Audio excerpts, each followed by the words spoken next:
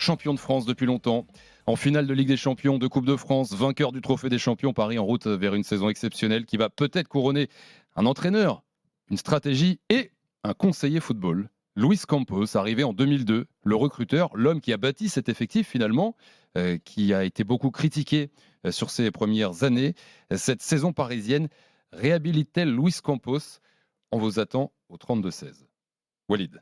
Oui, je pense elle réhabilite le bilan de Luis Campos. Moi, j'ai souvent critiqué Luis Campos, ici même, ou dans d'autres émissions, parce qu'entre ces transferts qui n'ont pas eu un grand succès, voire et surtout son choix d'avoir mis Christophe Galtier quand il est arrivé au Paris Saint-Germain, je trouve ça très très insuffisant.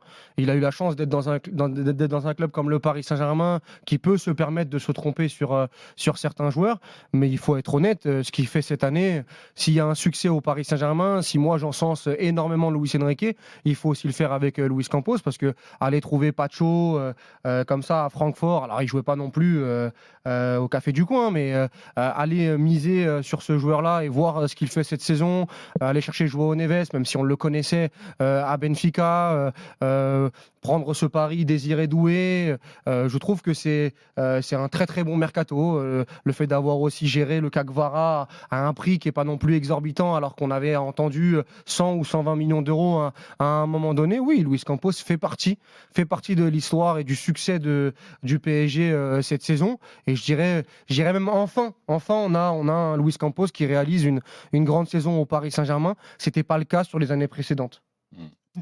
Vous êtes d'accord avec Walid? Non. Vas-y, Jen.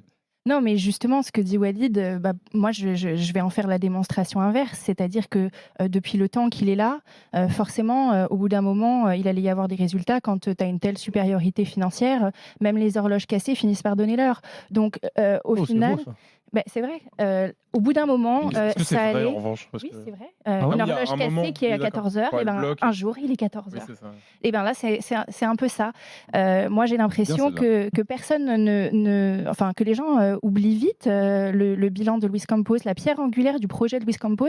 Qu'est-ce que ça devait être? Ça devait être Ligue des Champions avec Kylian Mbappé. On voit comment se termine l'histoire Mbappé, qui n'est d'ailleurs même pas réglée, qui est en train de se régler devant les tribunaux d'une façon qui, enfin, pour moi, qui n'est absolument pas digne d'un grand club. On oublie aussi tous les recrutements ratés, les Renato Sanchez, les Ekitike, les Kolo Muani et tous ces joueurs qui ont été des échecs énormes à la fois sportivement et financièrement. Donc moi, ce que je pense, c'est que la réalité, c'est que pourquoi ça marche cette année, c'est peut-être parce que Luis Campos a moins d'influence. Peut-être que finalement, c'est Luis Enrique qui a pris plus de place et qui a exigé des choses, qui les a obtenues et qui finalement arrive avec des résultats. Donc on verra bien comment se termine la finale de la Ligue des Champions. Moi, je pense aussi qu'il y a la question de la suite, parce que pourquoi Luis Campos a toujours pas prolongé? Fin de contrat dans un mois, le 30 juin prochain. Dans un mois, après avoir lancé des rumeurs comme il en a l'habitude à chaque prolongation, tout le monde me veut, tout le foot mondial me veut, l'Arabie Saoudite, Arsenal. Bon, finalement, Arsenal n'a jamais voulu, et du coup, la rumeur c'est lui qui lance tout ça. C'est bizarre qu'à chaque prolongation, on nous invente des clubs anglais qui voudraient Luis Campos et que finalement personne n'avance. Donc moi, je veux Après, bien. il a quand même une valeur dans le football européen aujourd'hui. Ce serait pas fou de le voir. Bien sûr qu'il a une valeur, il a une expérience, mais il a aussi des casseroles et il en a énormément et ça fait peur à beaucoup de clubs aujourd'hui.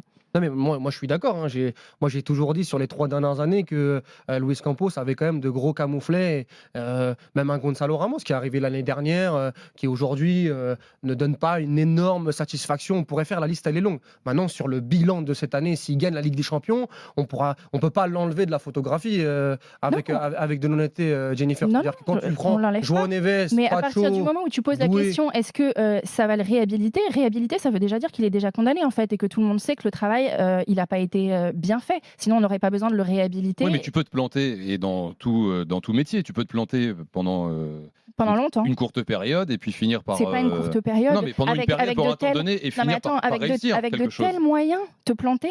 Normalement, non, en fait.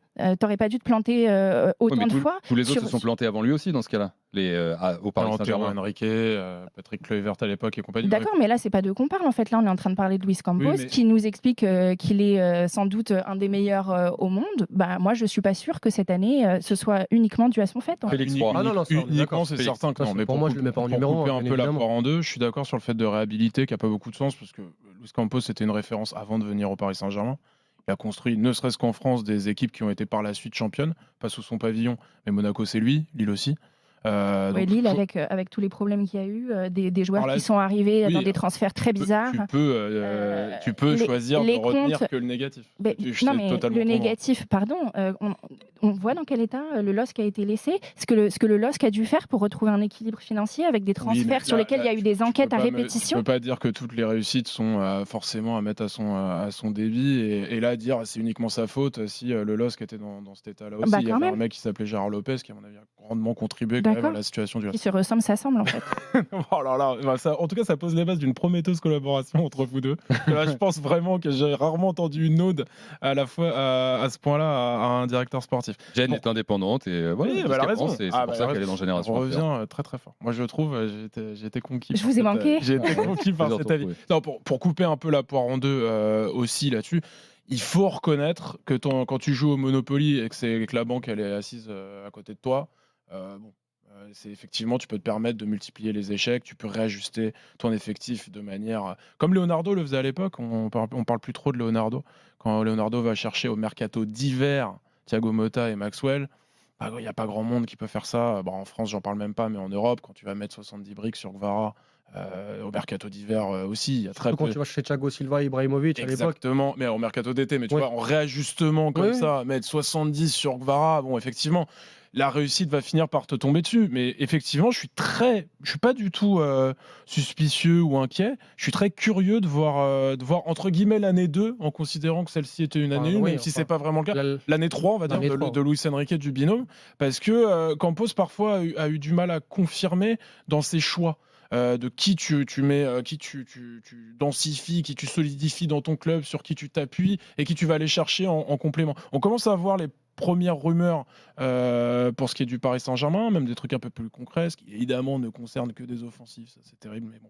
C'est ce qui fait vendre aussi, donc on parle de ça. Je suis curieux de voir les choix Non, mais qu'il il y a va eu- il y a- faire il y a après eu- cette saison qui a été en tout point réussie. Moi, je répète, mais on l'a souvent critiqué et c'est vrai que tu as raison d'insister sur le fait que Jen, dans un autre club, est-ce que tu peux, après 3 années aussi compliquées en tant que directeur sportif, renvoyer au pot? C'est un cash game illimité, le Paris Saint-Germain, quand tu es directeur sportif. Donc, bien évidemment, que quand tu as fait 3-4 mauvais choix et que tu es parti à tapis avec des cartes pas. 7 et 2. Non, mais pas assez bonne, tu peux renflouer. Et quand, là, sur les 6 premiers mois notamment, bon, bah, t'as pas remplacé Kylian Mbappé et que tu vas chez Kvaratskhelia un peu moins cher que c'était prévu l'été d'avant, oui, il faut être au PSG pour que ça arrive. Mais moi, je vais avoir quand même l'honnêteté de dire que cette année, quand je regarde le PSG, je me dis, bon, c'est vrai que pour une fois, cette année, Luis Campos, ses choix, bah, il y a très très peu de mauvais choix, il y a que des très très bons choix.